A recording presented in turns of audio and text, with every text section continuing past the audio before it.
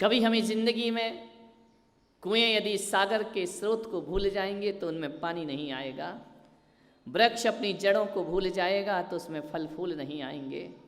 और एक बात याद रखना, लोग पानी भी उसी को डालते हैं जिसमें फल फूल आया करते हैं, और जिस पौधे में फल फूल नहीं आते, छाया नहीं होती, उसे कोई पानी भी नहीं डाला करता है। तो अपनी ज़िंदगी में एक बात को हमेशा स्मरण में रखना कि हमारा स्रोत क्या है, हमारा उद्गम स्थल क्या है, हम कहाँ से प्रवाहित हुए हैं, कहाँ से हमारे जीवन का उद्गम हुआ करता है। यदि उस बात को जीवन भर स्मरण में रखेंगे तो ध्यान रखना, हम बहुत जीवन की ऊंचाइयों को प्राप्त करेंगे। अरे ऊंचाइयाँ तो एक गुब्बारा भी प्राप्त करता है, लेकिन वो चंद हवा में भरा होता है, हवा निकलती है और गुब्बारा नीचे आ जाता है।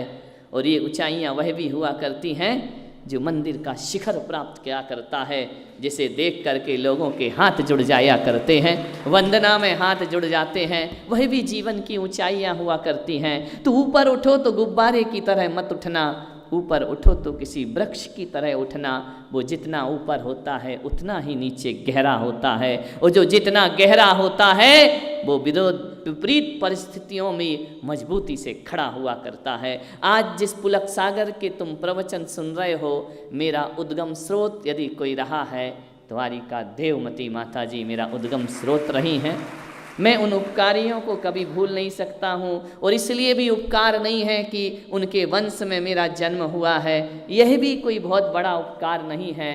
किसी भी वंश में किसी का पैदा होना, यह तो प्राकृतिक व्यवस्था हुआ करती है। लेकिन मैं उपकार उनका इसलिए मानता हूँ कि उन्होंने केवल मुझे गोदी में लिटाकर लोरियां नहीं सुनाई हैं, उन्होंने केवल थपकियां दे कर के सुलाना नहीं सिखाया है। अरे आम माँ तो बच्चे को थपकियां देकर सुलाती है, लेकिन कोई सन्यासिनी माँ होती है जो बच्चों को जगाने का काम किया करती है, जागृत करने का काम किया करती है, जो जगाती है, जो पाठ पढ़ाती है। और एक बात याद रखना, जीवन में कभी कभी पढ़े लिखे लोग वो नहीं कर पाते हैं जो अनपढ़ आदमी करके दुनिया में चला जाया करता है। कौन पढ़े लिखे थे? बड़े बड़े जिनके नाम दुनिया में हुए, जरूरी नहीं कि उनने बहुत बड़ी पढ़ाई की हो। मैं कह सकता हूँ कि यह जो मूर्ति जिसका यहाँ पर विमोचन अनावरण हुआ है, ये कोई पढ़ी लिखी नहीं थी। लेकिन मैं इतना जरूर कह सकता हूँ, उसके पास, उसके आंचल में जो जो आया, एक बात ध्यान रखना, उसके व्यवहार, उसके जीवन और उसके व्यक्तित्व में लगता था कि भले वो पढ़ी लिखी ना हो, लेकिन संस्कारों की सरस्वती से कम नहीं थी, विद्या से कम नहीं हुआ करती थी। संस्कार की विश्वविद्यालय, ध्यान रखना, मैंने उस विश्वविद्यालय में जन्म लिया है जिसके घरों में ज्ञान की चर्चा नहीं होती है, जिनके घरों में संस्कार नहीं होते हैं। वह एक साधारण मकान में पैदा होता है, और जिसके घरों में आचरण चरित्र की चर्चा होती है, वह मकान और अस्पताल में पैदा नहीं होता, वह एक विश्वविद्यालय में पैदा हुआ करता है। ध्यान रखिए, हमारा सौभाग्य है कि हमें उस विश्वविद्यालय में जन्म लेने का अवसर प्राप्त हुआ है। और यही वजह है कि मैं आज तक अपनी दृष्टि में गुरु नहीं बन पाया। मैं बचपन से विद्यार्थी रहा और आज भी विद्यार्थी हूँ, और जिनेंद्र भगवान से निवेदन करता हूँ कि जब तक तुझसा ना बन जाऊँ तब तक विद्यार्थी में जीवन मेरा व्यतीत होना चाहिए। आदमी को सीखना चाहिए, हर पल सीखना चाहिए, हर क्षण सीखना चाहिए, हर जगह से सीखना चाहिए। जब तक केवली भगवान ना हो जाओ, जब तक कैवल्य और बोधि की प्राप्ति ना हो जाए, तब तक विद्यार्थी में जीवन हमें व्यतीत करना चाहिए। मैं सीखता हूँ, जहाँ से जो मिलता है वहाँ से ग्रहण कर लिया करता हूँ। लेकिन मेरी बात छोड़ो, चलो थोड़ी सी तुम्हारी बात कर लेता हूँ। आपको लगता है, ऐसा कभी महसूस होता है कि हम अपने बच्चों को कोई बहुत बड़ी विरासत सौंप करके जा रहे हैं, हम अपनी इस पीढ़ी को कोई बहुत अच्छी वसीयत धरोहर सौंप करके जा रहे हैं? क्या सौंप करके जा रहे हैं? विचार करना है आपको, आज आपका चिंतन करना है। आज अपने आप को आत्मचिंतन और आत्ममंथन के लिए मैं आपसे मुखातिब हो रहा हूँ। ध्यान रखिए, मैं इतना ही आपसे निवेदन करना चाहता हूँ। क्या आपको लगता है कि आपने अपने बच्चे को एक बहुत जिम्मेदार इंसान बना दिया है? ये महसूस होना चाहिए अपनी ज़िंदगी में।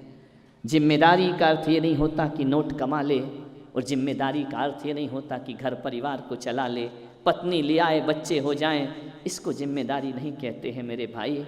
जिम्मेदारी तो उसे कहते हैं कि कैसी दिए में रोशनी छोड़ करके जाओ कि घर भी रोशन हो और पड़ोस भी रोशन होना चाहिए। उसका नाम जिम्मेदारी हुआ करता है। क्या आपने अपने बच्चों को ऐसे संस्कार प्रदान किए हैं कि मेरे बच्चे, मेरे बेटे अपने घर के आंगन में एक ऐसा पेड़ लगाना जिसकी छाया पड़ोसी के घर तक भी जाती हो? क्या ये संस्कार हमने दिए हैं? हमने तो शायद वो सौंप रहे हैं कि इस पेड़ की छाया केवल हमको मिलती रहे, पड़ोसी के घर में जाए तो डालियां काट देना चाहिए। ये संस्कार नहीं हुआ करते हैं। क्या आप अपने बच्चों के हृदय में वो दिया जला पाए हैं कि दहली के एक हिस्से पर दिया रख दिया जाए तो बाहर का दरवाजा भी रोशन हो और अपना दरवाजा भी रोशन हो? क्या ये दिया हम सौंप पाए हैं अपने बच्चों को? अपनी औलाद के प्रति हमारे क्या दायित्व हुआ करते हैं? अपनी संतान के प्रति हमारे क्या दायित्व हुआ करते हैं?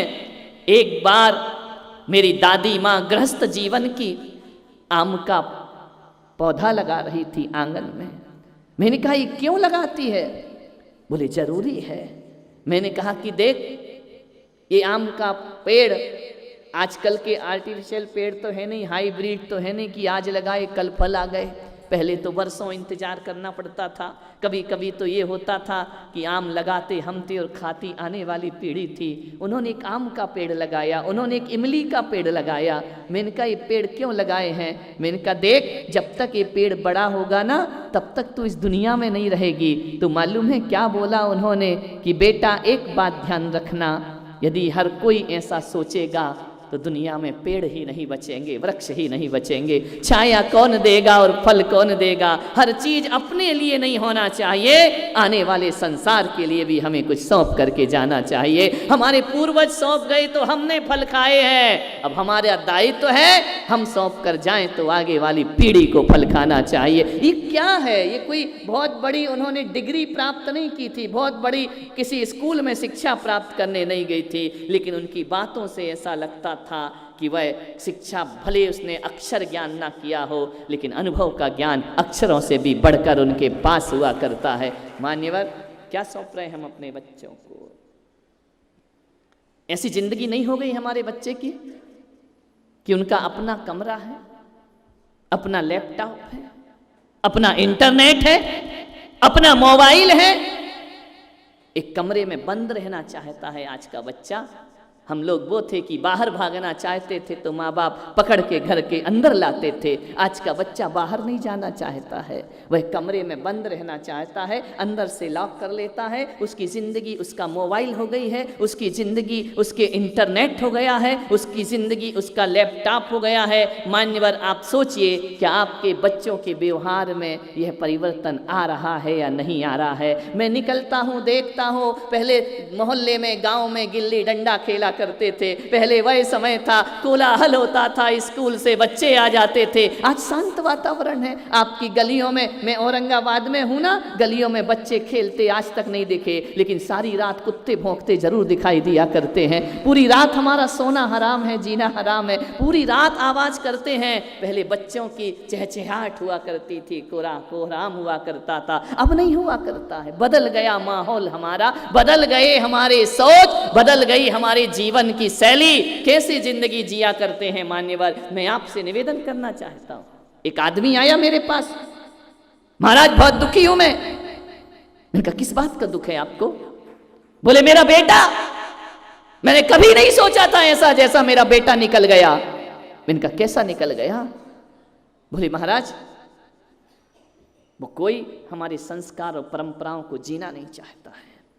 मंदिर आना दूर की बात है, मंदिर तो आना ही नहीं चाहता, और मुझे नहीं मालूम कि साल में वो कितनी बार भगवान के दर्शन करता होगा। अभिषेक पूजा उसे बेकार की बातें लगती हैं, धर्म उसे बेकार की बातें लगती हैं। महाराज मैंने सोचा नहीं था मेरी औलाद ऐसे निकलेगी। मान्यवर, सोचना है, जब बच्चा छोटा होता है ना तो नाव की तरह माँ से बंधा रहता है, जहाँ जहाँ माँ जाती है वहीं वहीं बच्चा जाता है। जब बच्चा थोड़ा बड़ा होता है ना तो नाव की तरह बनना नहीं चाहता है, उस नाव से रस्सी छुड़ाना चाहता है। ध्यान रखिए, बच्चा जब छोटा होता है, बहुत छोटा होता है, तो माँ की गोद में बैठना चाहता है। वो बच्चा जब बड़ा होने लगता है ना, तो गोद से दूर भागता है। बच्चा पहले उंगली पकड़ के चलता है, जब तक चलते नहीं बनता है। और जिस दिन बच्चे से चलना बन जाता है ना, वो माँ की उंगली पकड़ना नहीं चाहता है। ध्यान रखिए, ऐसा नहीं लगता है कि जैसे जैसे बच्चा किशोर होता है, हमारी गोद से बहुत दूर होता चला जाता है, वह हमारे पास आने से डरता है। एक बात याद रखना, औलाद बड़ी हो जाती है, माँ कभी बड़ी नहीं हुआ करती है। माँ तो हमेशा माँ हुआ करती है। ध्यान रखना, माँ कभी बड़ी नहीं होती, माँ कभी बूढ़ी नहीं हुआ करती है, वह हमेशा माँ ही बनी रहती है। औलाद बहुत बड़ी हो जाती है, इतनी बड़ी कि हमारा बेटा हमसे दूर हो जाया करता है। हमारा बच्चा जब पहले छोटा था, छोटी सी बालिकाएं थी, छोटा सा बालक था, स्कूल से आता था, एक एक बात शेयर करता था। मम्मी आज स्कूल में ये हुआ, माँ आज टीचर ने ये बोला, आज मुझे ऐसा हुआ, आज मैं स्कूल में मेरे ये दोस्त बने, आज स्कूल में ऐसा मजा आया। एक एक बात बच्चा खाना खाते जाता था और माँ बाप से शेयर करते जाता था। आज तुम्हारा बच्चा बड़ा हो गया, कुछ तुमसे शेयर करना चाहता है, कुछ बात तुम्हें बताना चाहता है? नहीं, मालूम है, पहले वो माँ को मित्र समझता था, पिता को मित्र समझता था, लेकिन जैसे जैसे किशोर अवस्था आती है ना, अब तुम मित्र नहीं हुआ करते हो। उसके मोबाइल पर उठा करके देखो, वह फेसबुक में, वह कंप्यूटर में, वह इंटरनेट में, वह अपने फ्रेंड्स ग्रुप बनाया करता है, वह अपने दोस्त बनाया करता है, ना जाने कितने कितने दोस्त बनाता है। विचार करिए, आज का माहौल मैं आपके सामने चित्रित करने का प्रयास कर रहा हूँ। फ्रेंडशिप डे आता है, हजारों दोस्त फ्रेंड उसकी फेसबुक में बने हुए हैं। मान्यवर इंस्टाग्राम में फ्रेंड्स बनाता है, व्हाट्सएप में फ्रेंड्स बनाता है। कभी ख्याल करना, उस फ्रेंड्स ग्रुप में तुम्हारा नाम नहीं है, माँ बाप का नाम नहीं है कि तुम हमारे मित्र हो। किसका नाम है? जिनको तुम जानते भी नहीं हो। ध्यान रखना, तुम्हारा कहीं स्थान नहीं है। जैसे जैसे बच्चा किशोर होता है, वह तुमसे अलग होने का प्रयास करता है। उसके फ्रेंड्स ग्रुप में तुम्हारा कहीं नाम का उल्लेख नहीं हुआ करता है। मान्यवर, वो तुमसे दूर रहकर फोन में बात करना चाहता है, वह तुम्हारे सामने बात नहीं करना चाहता है। वह चाहता है कि मेरे कमरे में मम्मी पापा का प्रवेश भी नहीं होना चाहिए। जब वह रात रात मोबाइल चलाता है, तुमसे छिप करके बात किया करता है। वह माँ बाप के सामने अपने दोस्तों से बात नहीं करना चाहता है। ऐसा लगता है कि हमारी औलाद हमसे दूर भाग रही है। धीरे धीरे ध्यान रखना, इतनी दूर जाती है, इतनी दूर कि फिर वह विदेश पढ़ने चला जाता है, वहीं उसकी शादी हो जाती है, वहीं विवाह हो जाता है। फिर तुम बेटे का ऐसे इंतजार करते हो जैसे साल में कभी बेटियां ससुराल से पीहर आया करती थी। 4-6 दिन को रक्षाबंधन के पर्व पर ऐसी औलाद तुम्हारे पास आती है। विचार करिए, जो कभी माँ की कोख से जुड़ा रहा बच्चा, माँ की छाती से जुड़ा रहा बच्चा, आज क्या स्थिति उसकी है? वह तुम्हारे पास नहीं आना चाहता है। तुम कोई सलाह दो तो कहता है मम्मी आप बिल्कुल प्लीज़ बिल्कुल डोंट गिव एडवाइस, मुझे देने की कोई ज़रूरत नहीं है। बच्चा आपसे इतना ही मतलब रखता है कि मेरे स्कूल की फ़ीस कितनी है वो चुका दीजिए, मेरे कॉलेज की फ़ीस कितनी है वही चुका दीजिए, और स्कूल कॉलेज में क्या फैसिलिटीज़ होती हैं वह मुझे दे दीजिए, बाकी मेरा तुमसे कोई रिश्ता नहीं है। ध्यान रखना, ज्यों ज्यों उम्र बढ़ती है, किशोर अवस्था आती है बच्चे की, क्यों करता है आखिर हमारे बच्चे ऐसा हमारे साथ? क्यों होता है हमारे जीवन में? एक बात याद रखना, जिंदगी में वो मोड़ जरूर आएगा, जिंदगी में वो मोड़ जरूर आएगा जब हमारा बच्चा खुद की दुनिया खुद बनाएगा। ध्यान रखना है, उसमें तुम शामिल नहीं होगे। ध्यान रखना, उसकी पत्नी होगी, उसके बच्चे होंगे, उसका परिवार होगा, तुम शामिल नहीं होगे उसमें। ध्यान रखिए मान्यवर, जिसे तुमने जिंदगी में शामिल किया वो जीते जी जिंदगी से तुम्हें आउट करने की तैयारी में लगा हुआ है। मान्यवर, आपसे निवेदन है, क्यों ऐसा क्यों हो रहा है? माहौल हमारे घरों का, ऐसा वातावरण का निर्माण क्यों हो रहा है हमारे घरों में? कहीं ना कहीं कुछ ना कुछ तो गड़बड़ है ना। मान्यवर, सोचना है, विचार करना है, आपको चिंतन करना है, आपको इस विषय में सोचना पड़ेगा। इस पीढ़ी को, इस पढ़ी लिखी पीढ़ी को हर कोई तुमसे दूर भागता है। बहू आती है ना, वह भी दूर भागने का प्रयास करती है, कोई तुम्हारे निकट नहीं आता। बताइए क्या दिक्कत है? और मालूम है, मैं आपसे बताता हूँ कि 34 साल हो गए माता जी को देवलोक हुआ, समाधि हुई, तुम्हारे बच्चे तुमसे दूर भागना चाहते हैं और आज उनका वंश उनके पास आना चाहता है। हम पास आना चाहते, हम सोचते हैं कि काश वो आज भी जीवित होना चाहिए थी, आज भी हम उसके साथ होते तो जिंदगी कुछ ना कहीं की कहीं पहुंच गई होती।